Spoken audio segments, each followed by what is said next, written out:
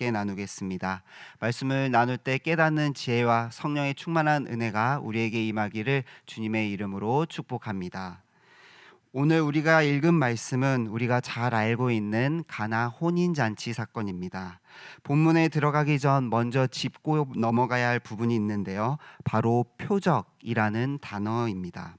오늘 본문 11절에는 이 가나 혼인잔치 사건을 예수님께서 보이신 첫 번째 표적이라고 말하고 있습니다. 요한복음 2장부터 12장에는 예수님이 보여주신 다양한 표적들을 기록하고 있는데요. 왕의 신하의 아들을 고치신 사건, 또 베데스다 연못에 38년 된 병자를 고치신 사건, 또 오병이어의 사건, 또 죽은 나사로를 살리신 사건 등 예수님께서 보이신 놀라운 기적들을 성경은 표적이라고 말씀합니다. 우리가 이 표적 사건들을 살펴볼 때 주의해야 할 것이 있습니다. 그것은 사람이 살아나는 치유 혹은 놀라운 기적에 초점을 맞추는 것이 아니라 이 표적을 통하여 우리가 주목해야 할 분이 있다는 사실입니다. 표적을 통해 우리는 누구를 주목해야 할까요? 바로 예수 그리스도를 주목해야 합니다. 요한복음의 저자인 사도 요한은 처음부터 그것을 의도하고 요한복음을 기록하였는데요. 우리 맨 앞장으로 가서 한 장 넘겨서 요한복음 1장 1절 말씀을 우리 같이 한 목소리로 읽어보도록 하겠습니다. 요한복음 1장 1절 말씀입니다.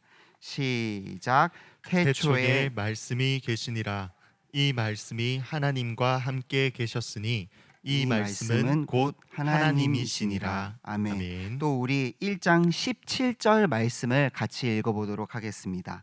1장 17절 말씀입니다. 시작.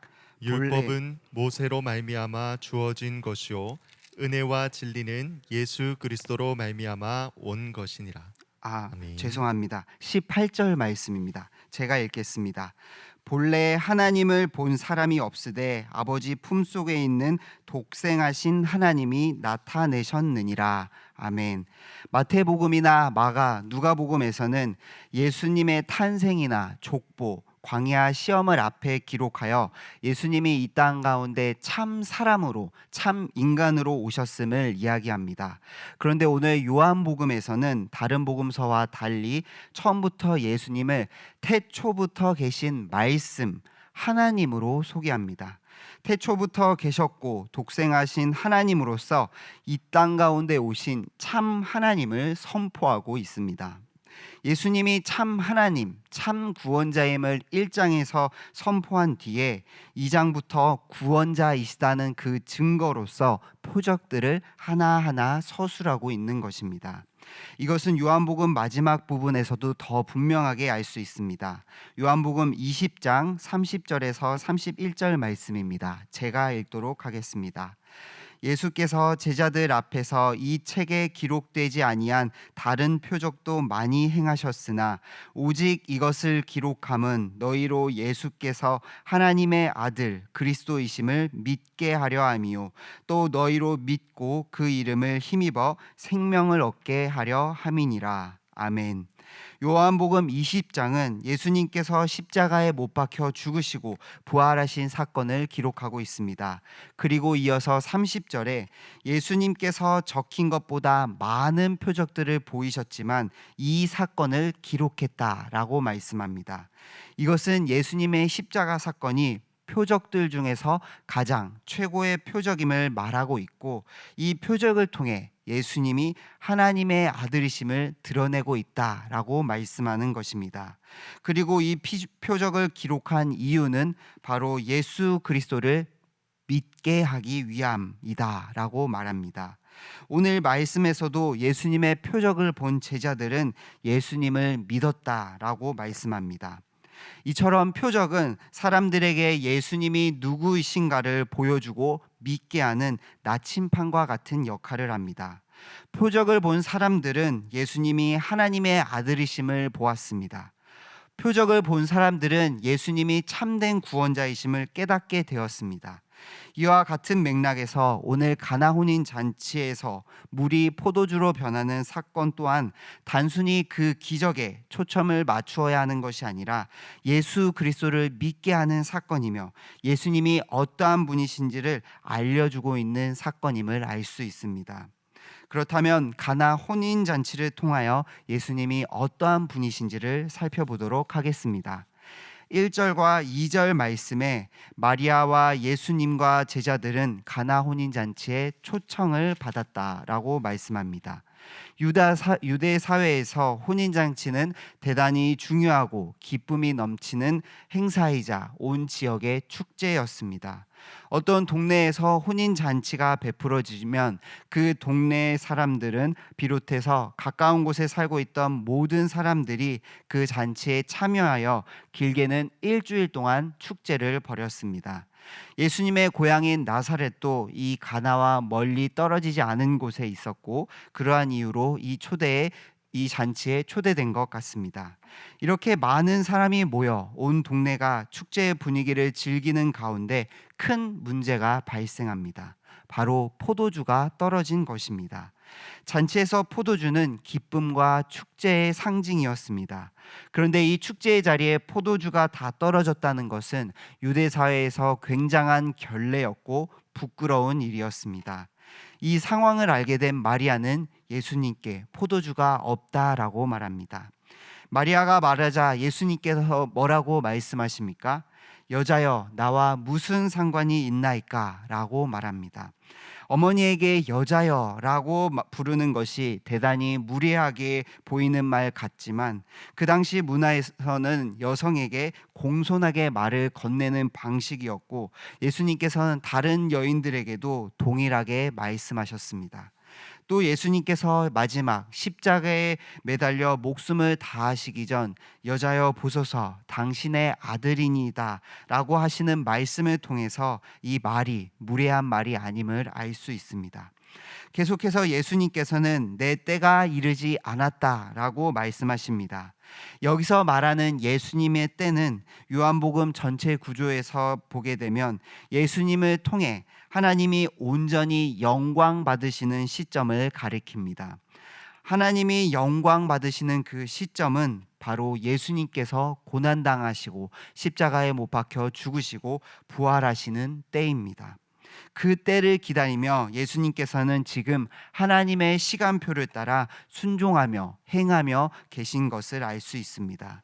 그렇게 예수님께서 마리아에게 하신 말씀은 육신의 어머니여도 안 되며 오직 하나님 아버지만이 자신의 사역의 시기와 일정을 정하실 수 있다라는 말씀으로 대답하신 것입니다. 이러한 예수님의 답변을 마리아는 긍정적으로 여겼습니다. 예수님의 이야기를 잔치의 긴급한 필요를 채워주실 것으로 뜻하며 이해한 것입니다. 그리하여 하인들에게 예수님이 무슨 말씀을 하시든지 그대로 하라라고 말합니다. 이러한 대화가 끝나자 본문은 그곳에 있는 물 항아리에 초점을 맞추고 있습니다. 6절에 거기에 유대인의 정결 예식을 따라 돌 항아리 6개가 있었다라고 기록합니다. 정결 예식을 위한다라는 말은 율법을 지키기 위해 필요로 하는 도구이다라는 것을 뜻합니다. 그런데 예수님께서는 이 물 항아리에다가 물을 가득 채우게 하신 뒤 그것을 연회장에게 가져주게 하였습니다. 그리고 하인들이 그것을 연회장에게 가져다 주자 사람들이 마셨을 때 신랑에게 칭찬하며 아무 일 없이 잔치의 즐거움이 지속되는 것을 볼 수 있습니다. 왜 예수님께서는 이 정결 예식으로서 쓰이는 물 항아리를 통하여 물을 포도주로 변하게 하셨을까요? 그리고 물이 포도주가 되는 사건을 통해 예수님이 과연 어떤 분이신지를 말하고 싶은 것일까요? 이 사건은 단순히 포도주가 떨어진 자리, 잔치의 흥이 사라진 자리를 회복시켜 주시는 분으로 예수님을 소개하는 것이 아닙니다. 우리의 필요를 채워주시고 우리의 부족함을 채워주실 수 있는 분임을 강조해서 말하고 있는 것이 아닙니다. 우리 같이 2장 10절 말씀을 한 목소리로 읽어보도록 하겠습니다. 2장 10절 말씀입니다. 시작. 말하되 사람마다 먼저 좋은 포도주를 내고 취한 후에 낮은 것을 내거늘 그대는 지금까지 좋은 포도주를 두었다 하니라. 아멘. 하인들이 가져온 포도주를 마신 이들은 신랑을 보고 칭찬합니다. 당시 관습으로는 먼저 좋은 포도주를 내주고 취하고 또 미각이 둔해졌을 때 질이 떨어지는 포도주를 주었는데, 오늘 지금 반대로 가장 좋은 포도주를 남겨두었다는 것입니다. 이는 예수님이 물로 변화시킨 포도주가 그 잔치의 포도주 중에 가장 좋은 포도주였다는 것을 보여줍니다. 예수님이 가장 좋은 포도주를 주셨습니다. 이 포도주에는 잔치의 기쁨과 즐거움을 뜻하는 것 외에 특별한 의미를 가지고 있습니다. 구약의 많은 선지서에서 포도주가 등장하는데요. 선지자들은 이 포도주를 통하여 하나님의 날, 구원의 날이 도래하여 복을 누리는 희망과 기쁨을 상징하였습니다. 다시 말씀드리면 이 포도주를 통하여 하나님께서 약속하신 날, 그 구원의 날에 복을 누리며 기쁨과 즐거움이 있음을 상징하는 것입니다. 한 가지 예로 이사야 25장 6절에서 9절 말씀에서 하나님은 자기 백성의 수치를 제하시고 구원을 베푸시는 날에 오래 저장하였던 맑은 포도주를 연회를 베푸실 것이라고 말씀하십니다. 그날은 사망이 영원히 멸하는 날, 하나님께서 모든 얼굴에 눈물을 씻기는 날이다 라고 말씀하는데요. 이 사망을 멸하시는 분이 누구이십니까? 바로 예수님이십니다. 예수님께서 십자가에 못 박혀 죽으시고 부활하심으로써 사망 권세를 깨트리셨습니다. 그리고 그분을 믿는 자에게 영원한 생명을 약속해 주셨습니다. 그 구원의 날을 포도주를 마시며 연회를 베푸는 날로 말씀하고 있는 것입니다. 이와 같이 오늘 말씀에서 예수님께서 물을 가장 좋은 포도주로 변하게 하신 사건 또한 예수님을 통하여 구원의 새 시대가 임했다는 것을 보여줍니다. 정결 예식을 위한 물 항아리를 통하여 포도주를 만드신 것도 율법을 통하여 정결과 부정을 나누던 옛 언약의 질서가 무너지고 예수 그리스도를 통하여 새로운 질서가 도래하였음을 보여줍니다. 이것은 단순히 가나 혼인 잔치 사건에서만 이야기하는 것이 아닙니다. 이 가나 혼인 잔치 사건을 가나에서 시작된 첫 표적이라고 말씀하고 있는데요. 그리고 4장에 보시면 왕의 신하의 아들을 치유하는 사건을 가나에서 일어난 두 번째 표적이라고 말합니다. 이 가나에서 일어난 두 표적 2장과 4장 안에는 성전 정화 사건과 영생에 관하여 대화하는 니고데모 이야기, 또 사마리아에서 예배를 사모하는 수가성 여인의 이야기를 담고 있습니다. 이 사건들이 하나의 묶음으로 한 가지 주제를 이야기하고 있습니다. 그것은 바로 예수님이 새로운 시대를 여섰고 새로운 구원의 길을 만들어내셨다는 것입니다. 더 이상 예루살렘에 있는 성전이 진짜 성전이 아니라 예수 그리스도가 참된 성전이 되어주셨다라고 말씀합니다. 또 새로운 길이신 이 예수 그리스도를 아는 것이 진정한 영생이다라고 선포하십니다. 또 예수 그리스도를 통해서만 우리가 진정으로 하나님께 나아가 예배드릴 수 있게 되었음을 말합니다. 더 이상 구약과 율법 아래에 매여 있는 것이 아니라 새로운 질서요, 새로운 길이요, 새로운 시대를 여신 예수님을 통해 우리가 구원받았음을 말씀하고 있는 것입니다. 이것이 가나 혼인 잔치를 통하여 예수님이 어떠한 분이신가를 말씀하고 있습니다. 우리는 종종 주님을 우리에게 필요한 것을 채워주시는 분으로 기대할 때가 많습니다. 주님, 나에게 이러한 것이 부족합니다. 나에게 이러한 것이 필요합니다. 나의 자녀에게 이러한 것이 필요합니다. 라고 기도하며 내가 원하는 축제의 자리에 풍성한 포도주를 채워주시길 바랄 때가 있습니다. 물론 하나님께서는 우리의 모든 기도를 응답해 주시고 선한 길로 인도해 주실 수 있는 분입니다. 그렇기에 기도해야 하고 간절히 간구해야 합니다. 그러나 우리가 너무 필요한 것에 너무 매달린 나머지 이미 받은 큰 은혜에 대하여 놓치고 있지 않은지 우리의 모습을 돌아보아야 합니다. 보잘것없고 무엇 하나 하나님 앞에 내세울 것 없는 우리인데 창조 이전부터 우리를 택하시고 독생자 예수 그리스도를 예비해 주셨습니다. 그리고 하나님이신 예수님께서 이 땅에 오심으로 아담과 하와가 범죄함으로 인해 타락한 모든 인류 가운데 새롭고 온전한 구원의 길을 우리에게 열어주셨습니다. 도저히 우리 스스로는 해결할 수 없는 이 죄의 문제였는데 예수 그리스도를 통하여 새롭고 산 길을 열어주신 것입니다. 그로 인해 더 이상 죄와 사망의 권세 아래 있다가 지옥에 가는 것이 아니라 구원의 날에 하나님과 동행하며 기쁨을 누리는, 마치 포도주를 즐기는 축제와 같은 날에 참여하는 자가 되게 하셨습니다.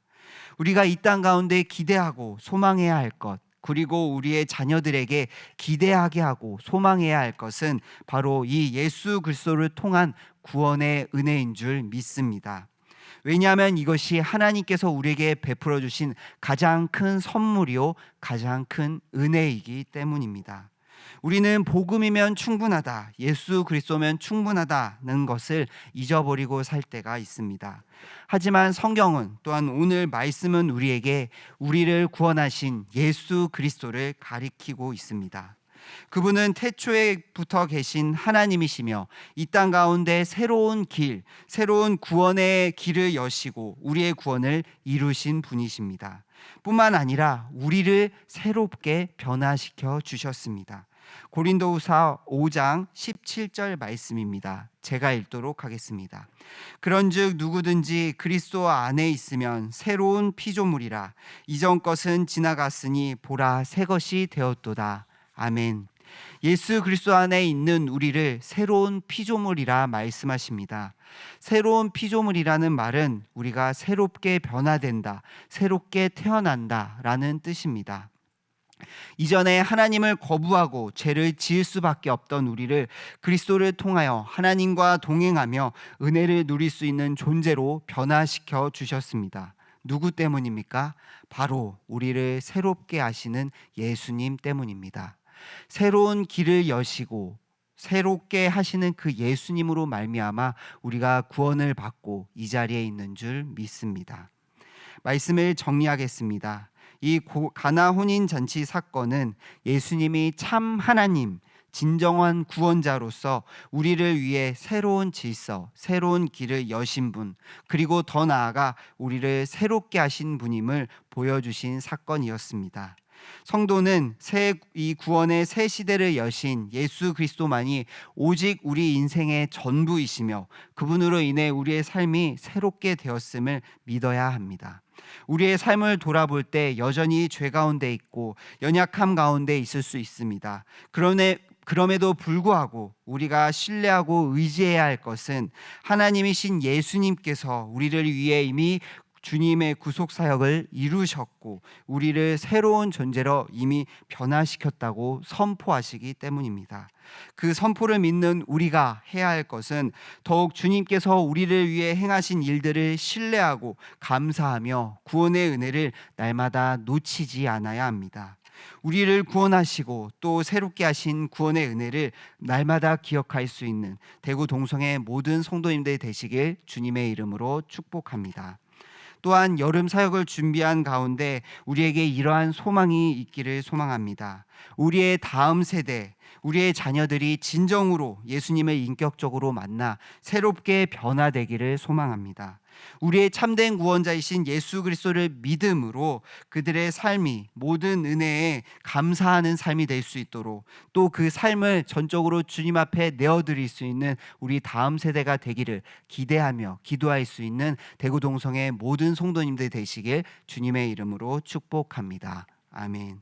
우리 시간 기도할 텐데요. 기도하기에 앞서서 우리 찬송가 288장